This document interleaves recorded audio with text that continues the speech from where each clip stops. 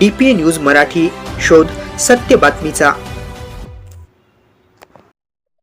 नाशिक शहर Deolali camp police station गुन्हा register 156/26 या केसमध्ये आरोपी निदा खान यांचा जामीन माननीय न्यायालयाने फेटाळलेला होता। नाशिक शहर पोलीस व छत्रपती संभाजीनगर शहर पोलीस यांच्या जॉईंट ऑपरेशन मध्ये काल आरोपी निदा खान यांना छत्रपती संभाजीनगरच्या नरेगाव या परिसरातून ताब्यात घेण्यात आलेला आहे। तसेच नरेगाव परिसरातील स्थानिक नगरसेवक मतीन मजीद पटेल यांनी त्यांना आश्रय दिल्याचे निष्पन्न झालेलं आहे व त्यांना या गुन्ह्यामध्ये आरोपी करण्यात आलेला आहे। मी छत्रपती संभाजीनगर यांचे पोलीस आयुक्त प्रवीणजी पवार त्यांनी दिलेल्या सहकार्याबद्दल त्यांचे आभार मानतो।